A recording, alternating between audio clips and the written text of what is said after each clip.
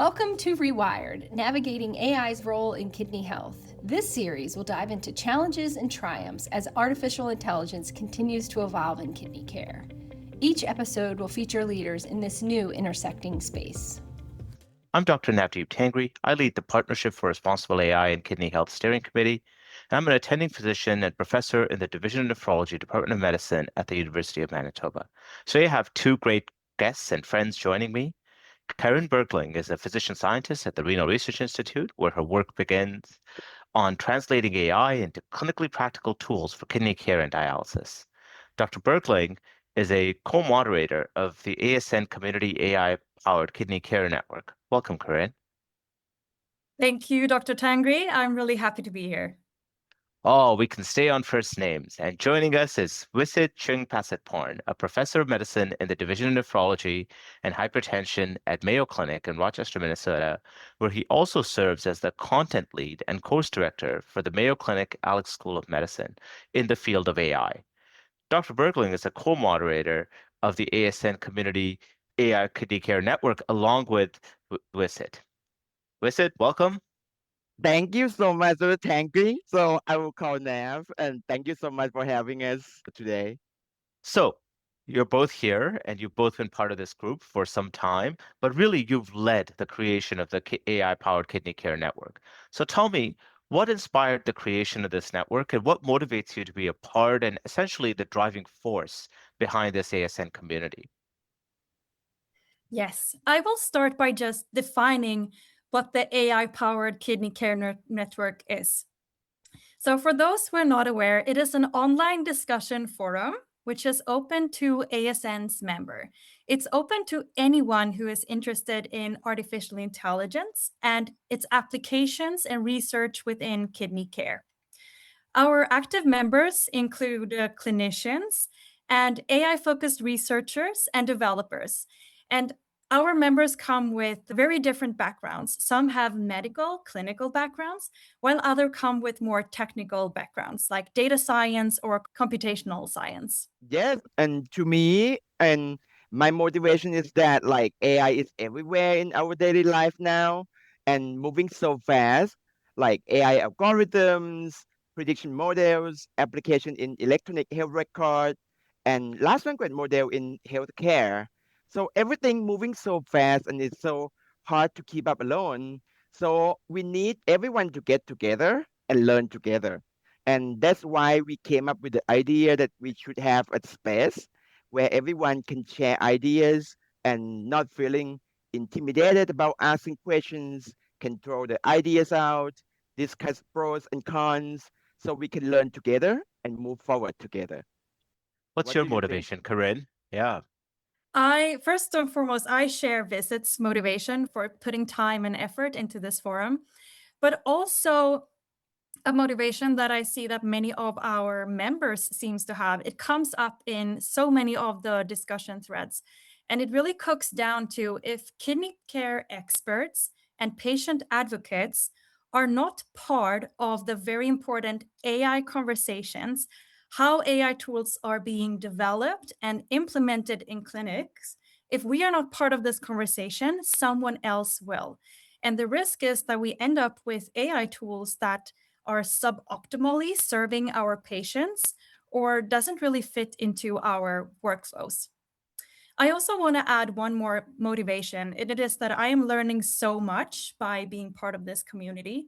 I am seeing how colleagues are describing strengths and pitfalls of AI technology, and most of all, learning how to ask the right questions when a new tool comes up. Oh, that's pretty incredible. I think when you were talking there, it reminded me of one of my favorite sayings. If you're not at the table, you're on the menu, right? So this is part of this is about being on the table. True. Absolutely true. And these kind of communities, they organically take time to grow, right? You don't have a membership, you don't have dialogue on day one. So tell me a little bit about Wisit about how the community has grown over time. Yes, the NAV, and we just started in the summer of this year, and now we have more than 500 active discussions and more than 450 active members. That's amazing. This means that we're going very fast and we are very happy about this.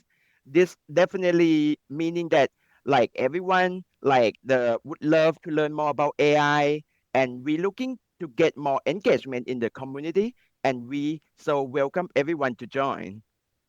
And Yeah, and are you, uh, what's your strategy, Karin? What's your, like, how do you find the right members and how do you get the membership to grow and stay relevant and constant? right. So when we launched the forum, Visit and I figured out a way to invite members that we figured would be extra interested in this forum. So we actually went to PubMed and we pulled all abstracts on the topic of nephrology and AI over the last 10 years. And then we had an LLM to just search through this abstract to see that they were really on AI and nephrology. And then we extracted the authors of these, I think it was like 25,000 abstracts or something like that. And then we particularly started to invite these people who we know were publishing in the field of AI and nephrology. And it really turned out to be quite a successful strategy. And it helped us to grow the forum really fast in the beginning. Yeah, well, that's really inventive. And I think and perhaps even a lesson broadly about how new forums and new channels, even in the broader community, can grow, right? I mean, you've used really a data-driven strategy. Now, I've sometimes posted on the forum, and you can kind of get a sense that some of the posts only attract one or two comments, and others really go down a long chain where many are contributing and people seem energized by an idea and really interested in it.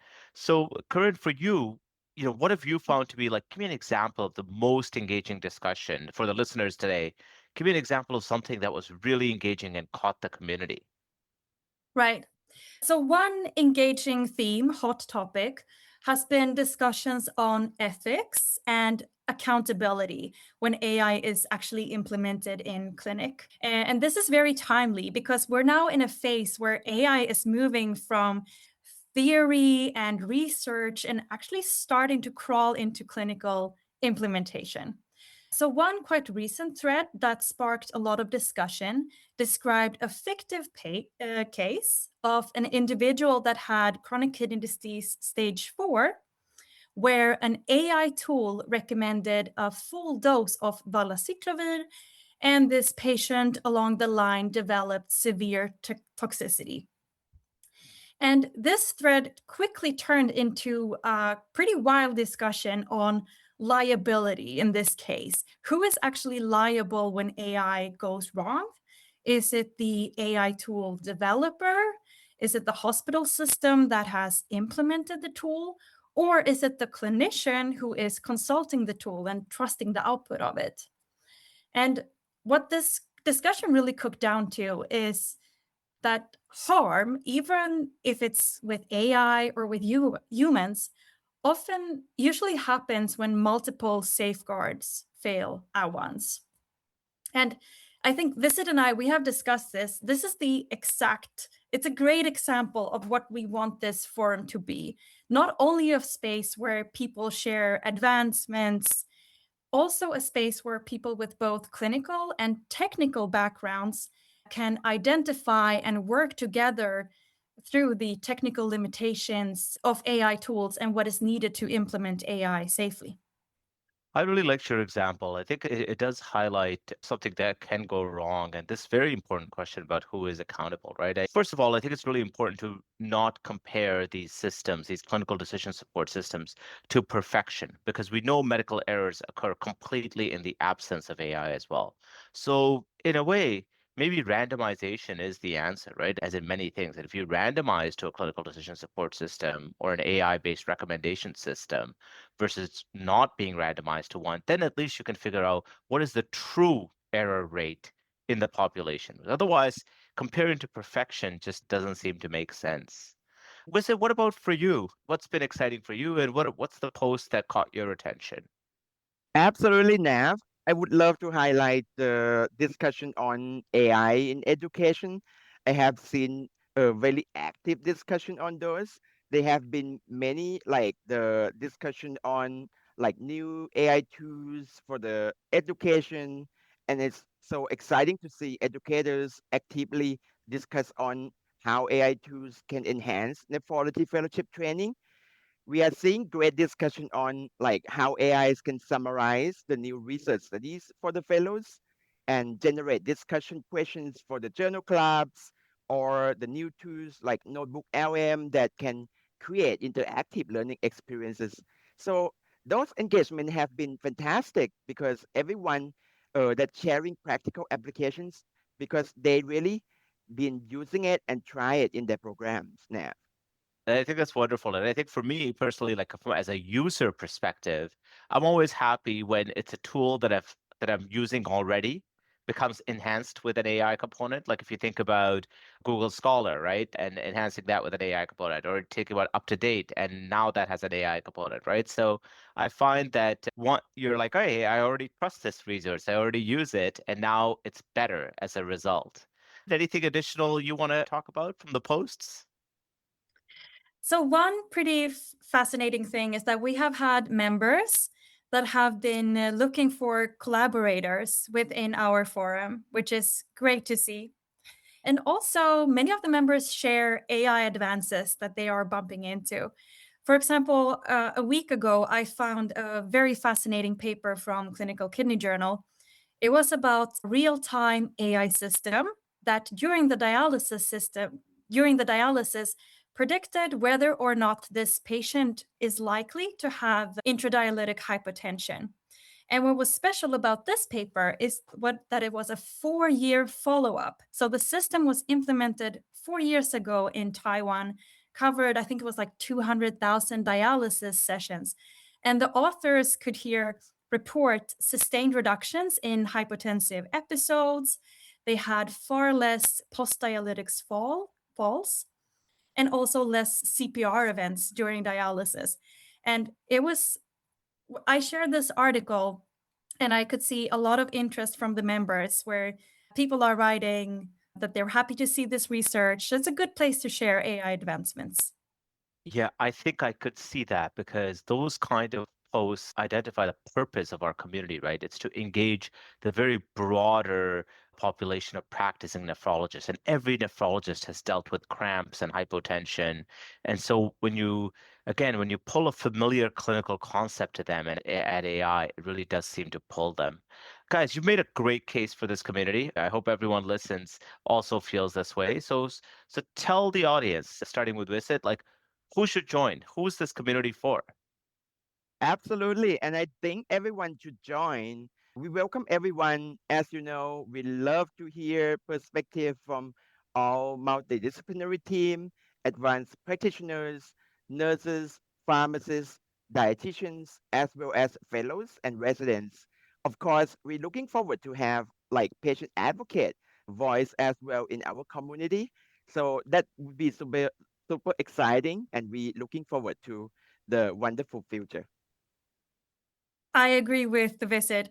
And I would say that one of the beauties about the forum is that you do not need to be an artificial intelligence expert to contribute. Rather, actually, the best discussions come out of a clinician or anyone asking a simple questions. For example, how do I know if this AI tool is actually going to help my patient? I promise members are so eager to help out and dissect tools and evidence available. And those are the best discussions. Yeah, I totally agree. I think members should feel free to join and ask questions saying, hey, I think this would be a great case for AI. Does a tool exist? Or I saw this tool being piloted in my practice or in my health system. What's the evidence behind tools like this? Because it's very important in this emerging fields to track and follow the evidence and discuss the evidence. Guys, very quickly, what do you see as the parallels between your community and other ASN communities? I mean, you two have become the Richard Glassick of this community, which is it's quite the high honor. But do you see other parallels? And tell me, what can our listeners expect in 2026? Yeah, so we are really excited about 2026, and we are also hoping to engage and working with other communities forums with ASN as well. That would be wonderful that we collaborate. And thinking about 2026, when the new fellows that they will join, they will be more familiar with technology than many of us. This means that we need to keep pace with this AI and actually may need to learn from our new fellows too. It's going to be very exciting shift where the teaching dynamic might evolve, and this 2026 fellows might be teaching us on how to use the new AI tools for presentation, for education that we have not even know yet. So our community needs to evolve into more bidirectional learning space. We will still provide the clinical expertise and nephrology knowledge, but we also will need to learn and open-minded to learn from our fellows and new generation as well on those like cutting edge AI applications from the fellows. So I think we need to create more peer-to-peer discussion formats and maybe even create some spaces or sessions that fellows can lead the discussion on emerging technologies now. I like how you always go towards medical education. It's very nice. And I think this is like a great community and a great forum for this. Karin, you want to tell us what people can expect from you in 2026 on the community? So I hope during 2026, maybe not that many expectations from my end, but I'm very much looking forward to is that we are now starting to reach a critical mass of members in the forum. We're currently about 450 members. And as AI is now starting to slowly roll out into clinics, I am hoping that discussions are just going to flourish. That's awesome. I think I could see that happening already. And I think that there is this critical mass phenomena. So let me recap and thank you both, Wisit and Karin, for this amazing discussion. And to our listeners, you could find the ASN AI-powered kidney community through the ASN Community platform. Until next time on Rewired. This podcast should not be used in any medical emergency or for the diagnosis or treatment of any medical condition. If you have any questions about any medical condition or before taking any drug, changing your diet, or commencing or discontinuing any course of treatment, please consult your doctor or another qualified healthcare professional. Views expressed on this podcast are those of the speakers and not necessarily those of the American Society of Nephrology.